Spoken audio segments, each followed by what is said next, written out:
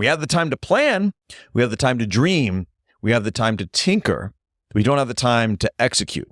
Or we have the time to make the plan, or we have the time to tinker, to work on the plan, but we don't have the capital to get started. We don't have the resources.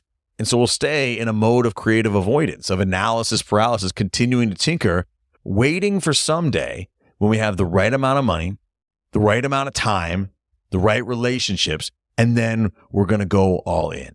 And unfortunately, that's not how life really works. In fact, life works the exact opposite way. In order for us to get to where we're trying to go, we have to go all in, even when we feel like we don't have the resources, even when we feel like we don't have the time, even when we feel like we don't have the capital, and especially when we feel like we don't have the relationships. Welcome to Brian Force for Good, the podcast where we explore how to build a truly extraordinary life. Each episode, we'll explore strategies on how to optimize your business, achieve your personal goals, build deeply meaningful relationships, and live a purpose-driven life. Let's get started. Most of us tend to spend a lot of time thinking about resources, stressing about resources, whether that's money, relationships, things that we have or don't have that we want. Most of the time when we think about resources, we're really thinking about money. When we don't have something or we don't feel like we can accomplish something or we feel like something is out of reach, we tend to think if I had more money or if I had the right people, if I had the right relationships, I could achieve whatever it is I'm trying to achieve. I could attain whatever it is I'm trying to attain. I could reach my goal if I had these resources. And when we think about these resources, we tend to think about money and relationships primarily. If I knew the right people, if I had the right in, and I had enough money, I could achieve everything that I want to achieve. And that's not totally wrong. Obviously, money and relationships help you attain certain outcomes. It's easier to attain certain outcomes when I have a lot of capital that I can throw at a problem and I can fail forward. I can learn a lot faster. I can cycle through and I can get to where I'm trying to go because my margin for error is a bit larger if I have capital to spend. And the same thing with relationships. If I have the right in and the right network, I have the right people around me, I can probably achieve what I'm trying to achieve a lot more easily than if I was operating in isolation. And so we tend to think these are the resources that I need. And what we do beyond that is we tend to blame a lack of those resources when we don't achieve the outcomes that we want to achieve. We would absolutely go and do the thing we want to do if we had enough money in the bank. Of course, it was easy for this person to achieve the thing I want to achieve because they know the right people. People are there helping them. People are walking alongside of them. They're utilizing the power of a network that I don't have. And so the lack of these resources is the reason that I'm not achieving what I want to achieve. The lack of these resources is the reason that my life doesn't look the way that I want it to. That's a very common internal monologue. We tend to look at the external world and our lack of external resources as the reason as to why we are not where we want to be. It's a very common conversation that we have with ourselves.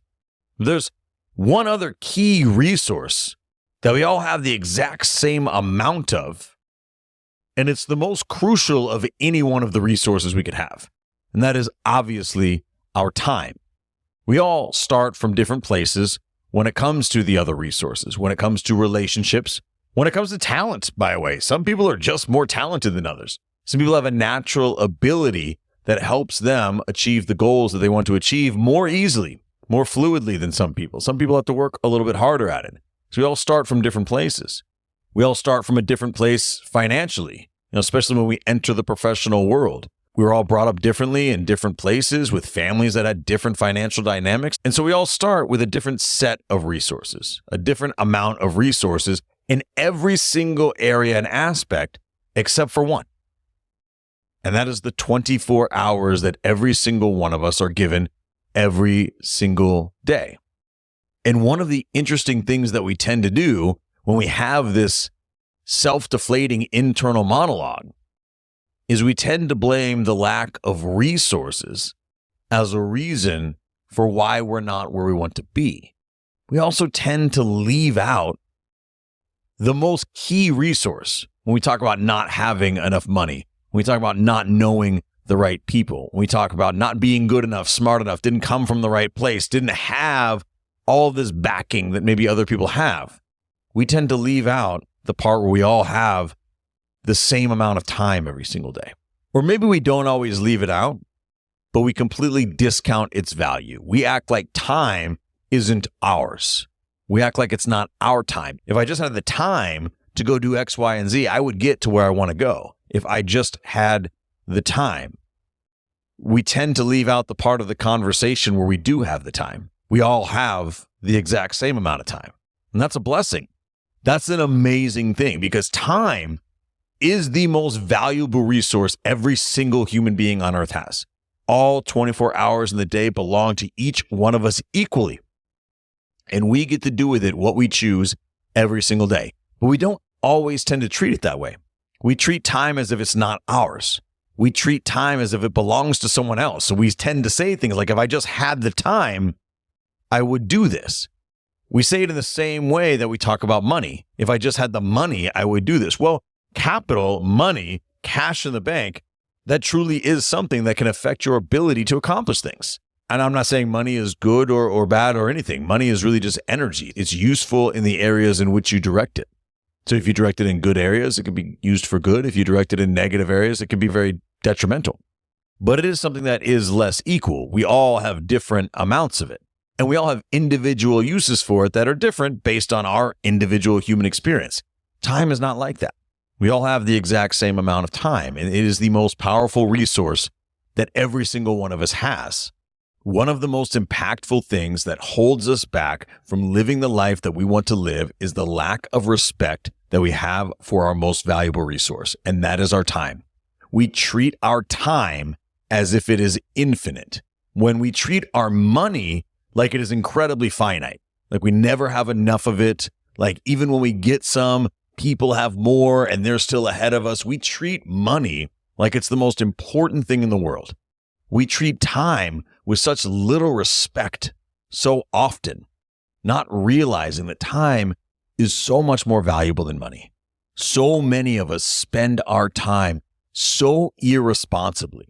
If we treated our money the same way that we treat our time, we would be bankrupt almost immediately. If our financial habits matched our time management habits, we would never have any money in the bank. I mean, that's the truth. We so often talk about how we don't have any time.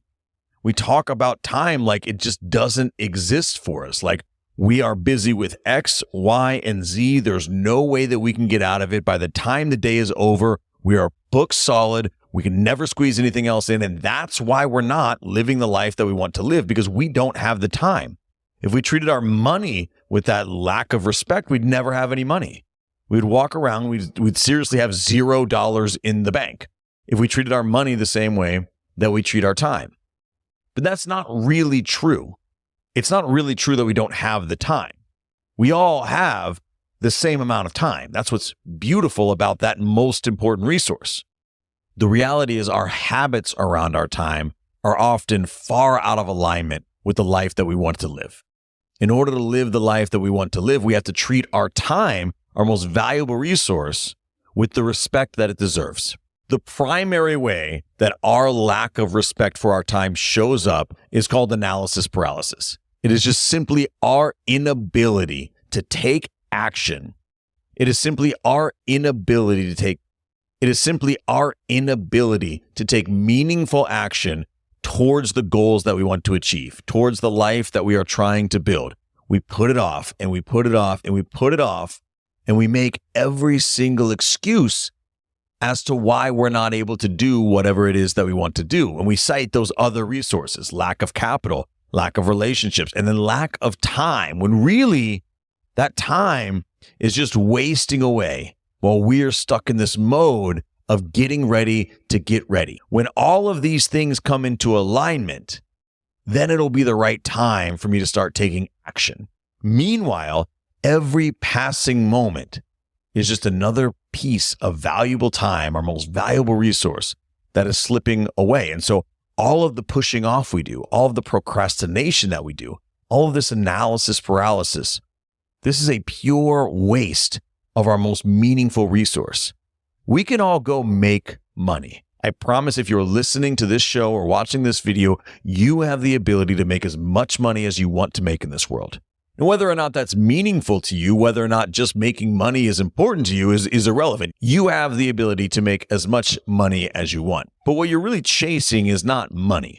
What you're chasing is the life that you believe that money can provide for you.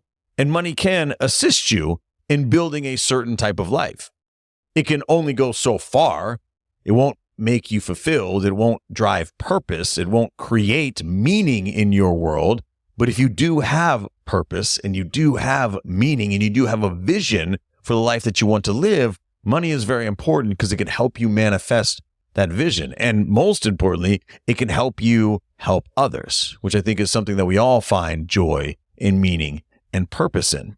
So money is incredibly important, but it's not a lack of money that's holding you back from building the life that you want to live. Most of the time, it is our inability to recognize how much time we're truly wasting, waiting to be ready to do the meaningful actions that we need to do to achieve those goals. So how does analysis paralysis show up in our world? What does it look like? It's very simple. We've all dealt with this in one way, shape, or form. We've pushed things off. We've procrastinated. We've said we're going to start at this time and then this time and then this time. We've made excuses as to why we're not taking the actions. Analysis paralysis shows up in a lot of different ways in our world. Primarily, it shows up in us talking regularly about a goal that we would like to achieve, an outcome that we'd like to attain, a life that we'd like to build, and then taking no meaningful action to make it happen. And normally having some sort of reason as to why we're not taking that action. And it doesn't always come down to lack of resources. Lack of resources is kind of the default mode of analysis paralysis. I will do it when I have the money. I will do it when I have the time. I will do it when I meet the right people. I will do it when I get past this thing that's standing in my way. That's sort of the default mode. But there are other forms of analysis paralysis. There are other forms of what we call creative avoidance. One of them is tinkering. Tinkering is one of the most addictive forms of analysis paralysis because it actually feels in the moment like you're making a little bit of forward progress. Tinkering is the ultimate version of getting ready to get ready. If you have this outcome that you'd like to achieve, this goal that you'd like to hit, but you're still in planning mode, you're still mapping it out, you're still drawing up your business plan, you're maybe creating your logo, or you're buying new gym clothes, or you're coming up with your workout plan, or whatever it is, you're still putting the pieces together. And that feels like you're doing something. It feels like you're making forward progress. But the reality is time continues to go by.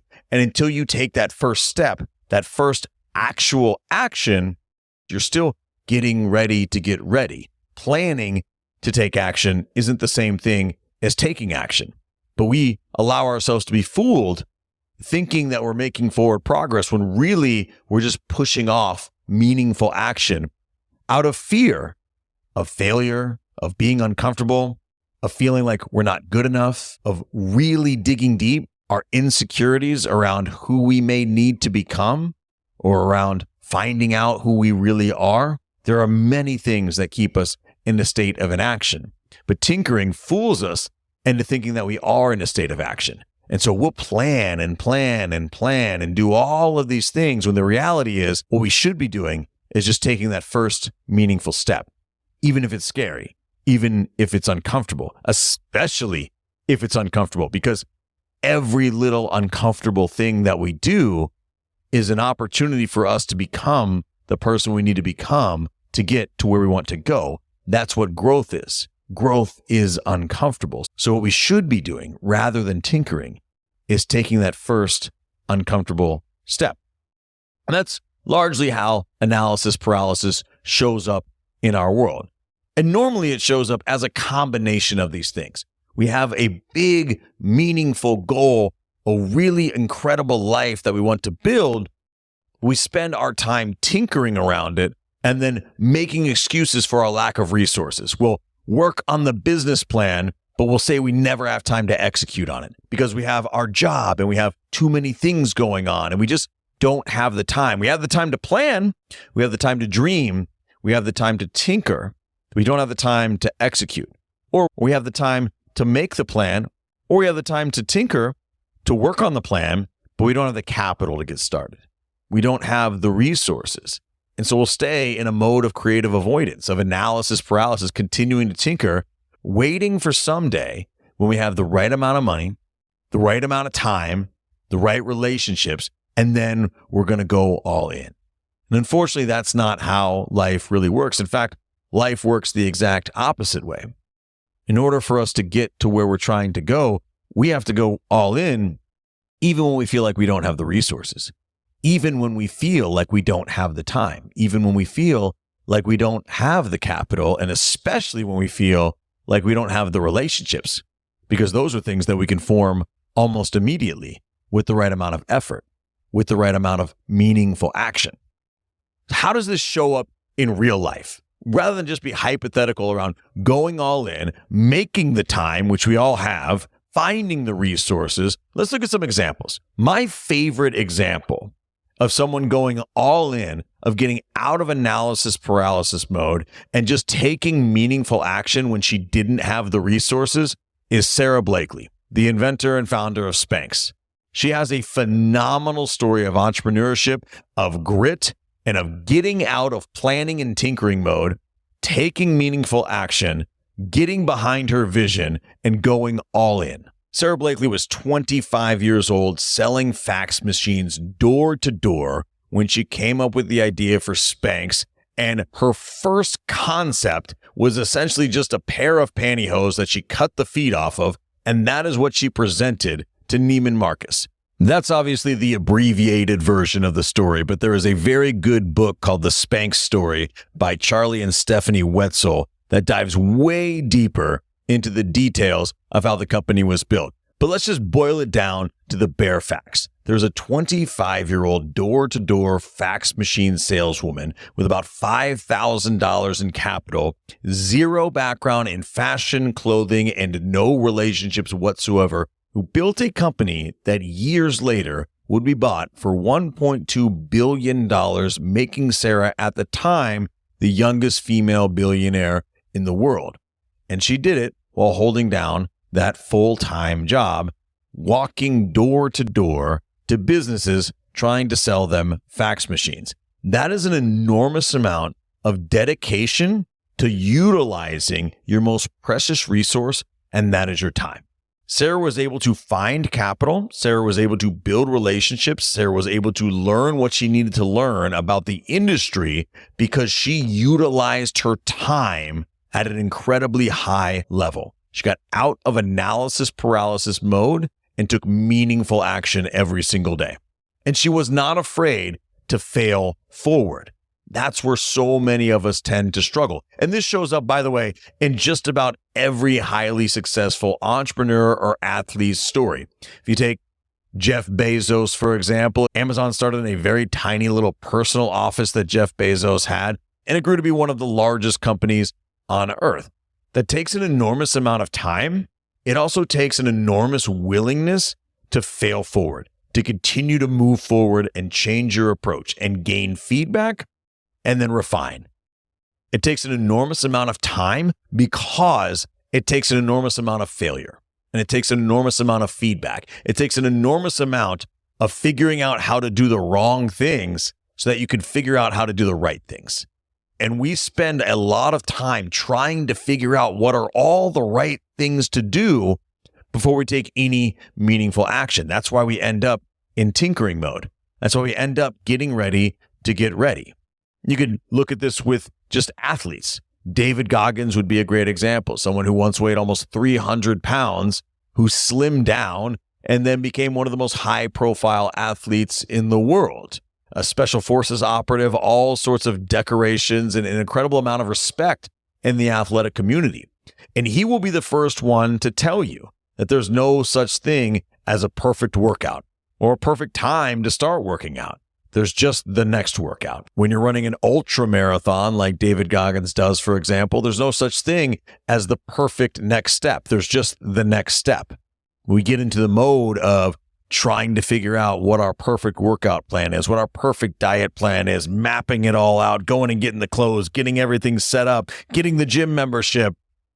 And then we sort of wait for things to be perfect. We start on Monday, or we're going to start again tomorrow, or we start and we don't like it. We get uncomfortable. We think it will be different. By the time we take action, we think that we'll be ready. But the reality is we're never ready because we haven't taken that action yet. We haven't allowed ourselves to become uncomfortable yet. No amount of preparation for any meaningful goal is going to keep us from being uncomfortable when we do take that first meaningful action because we've never done it before. We're not that version of ourselves yet. We are not the person that we need to become to get to where we want to go. And so that first step is always uncomfortable. In fact, the first, second, third, and 50th steps are usually quite uncomfortable. That's good. That's the process of us growing. Every time we do something that's uncomfortable, it becomes a little bit more comfortable.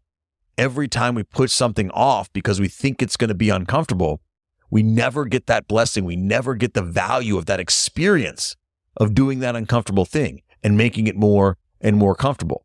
And we hide behind this idea that we don't have enough resources or we don't have enough time.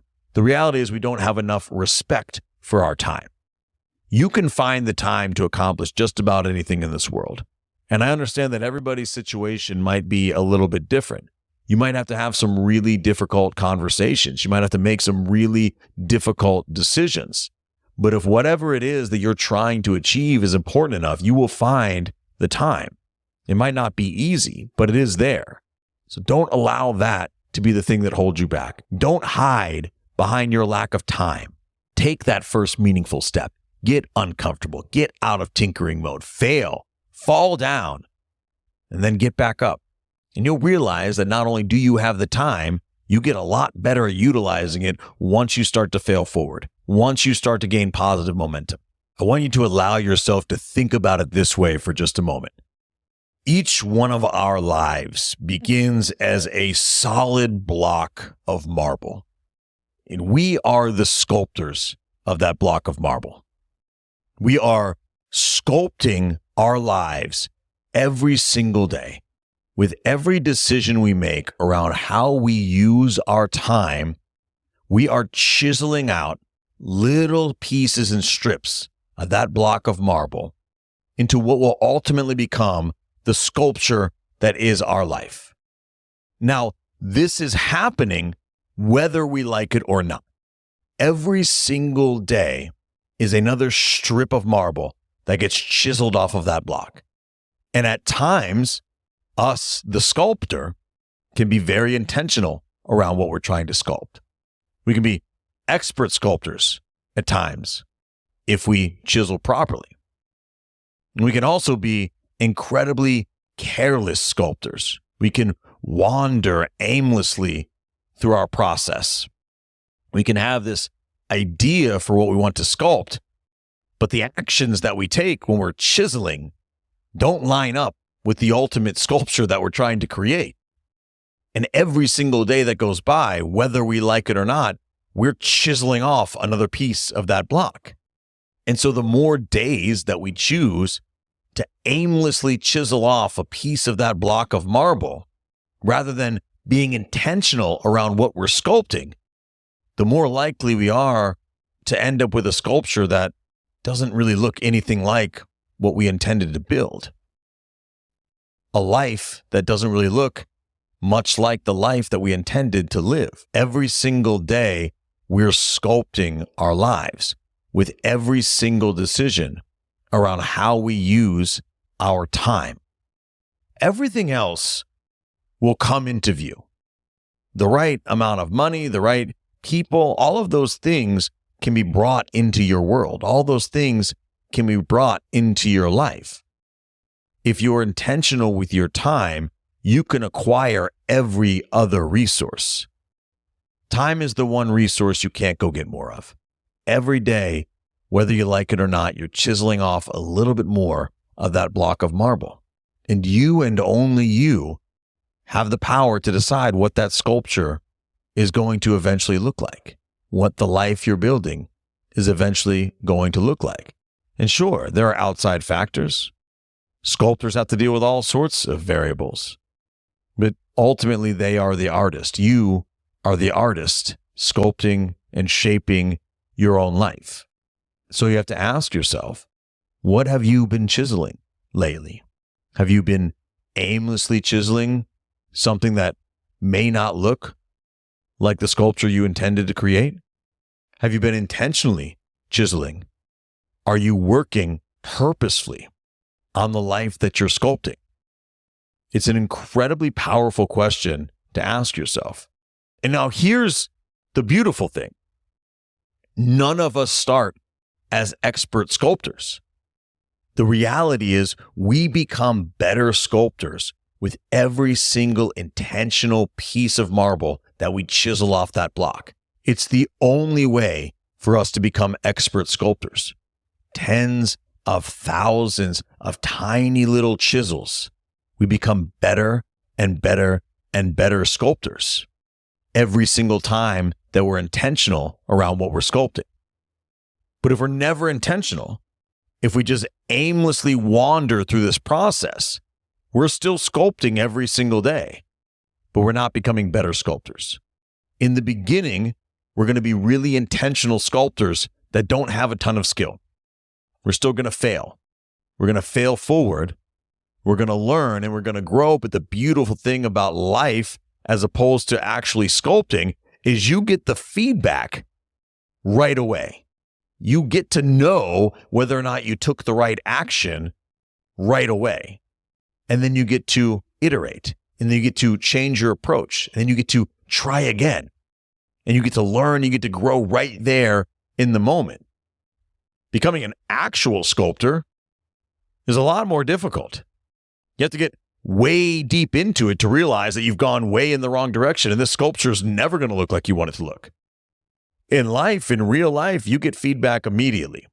That's why if you use your time intentionally, you can become so much more skilled, so much more powerful with so many more resources very quickly, because the feedback loop that you create is instant. You get to learn from every single experience in the moment as you're sculpting your life. So let's get a little bit more intentional right now around some direct action steps that we can take to start managing our time more purposefully, making forward momentum on our goals, and becoming better sculptors.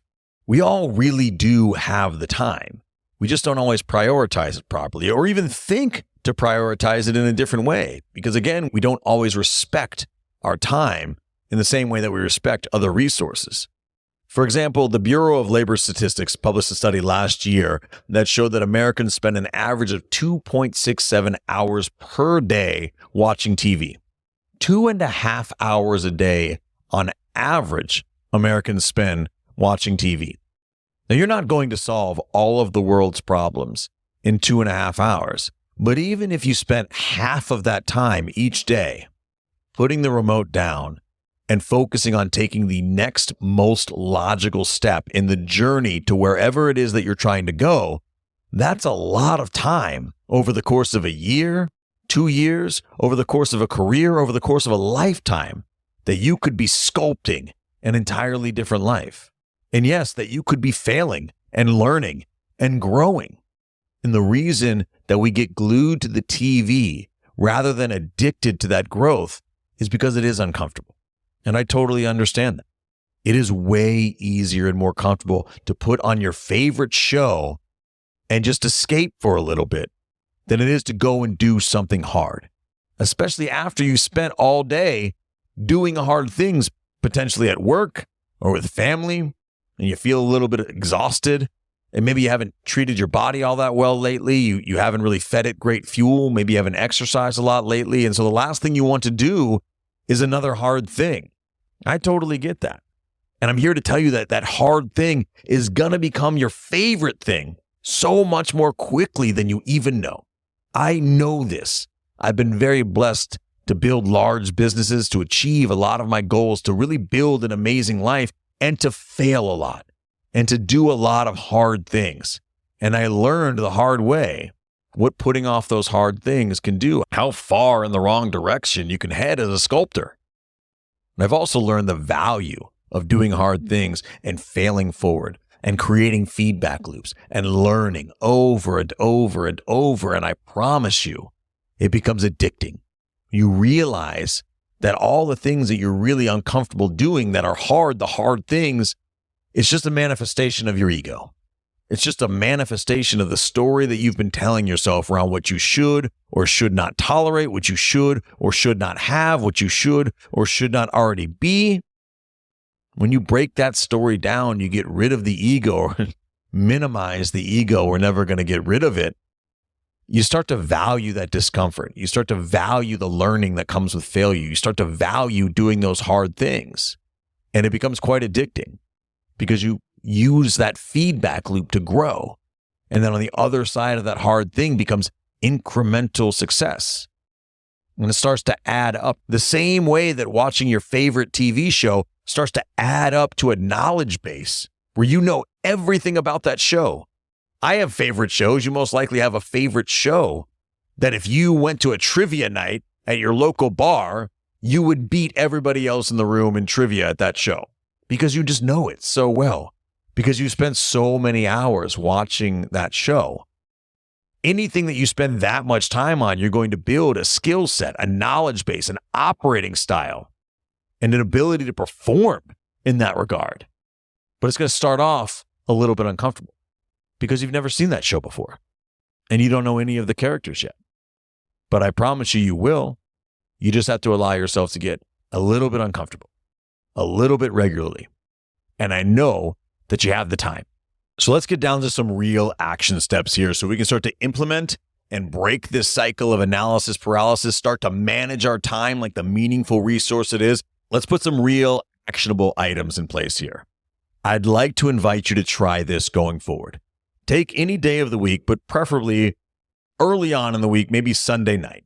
I want you to take that big, meaningful goal that you have been putting off taking the next step on. Maybe you've been in tinkering mode. Maybe you have a whole plan for it. Maybe it's just a dream right now. Maybe it's just an idea. Maybe it's just a knowing that you have or something that you're craving or a wish, something that you think you could do and really would like to, but you can't find the time or the resources or whatever it is. Whatever it is that you know you want to be doing, that you're not currently doing, and you have analysis paralysis around it right now, I want you to take time to write down the next 3 most logical steps in the process of achieving that goal or building that life. Whatever it is that you want to create, I want you to write down what are the 3 next logical steps in order to get to where you're trying to go.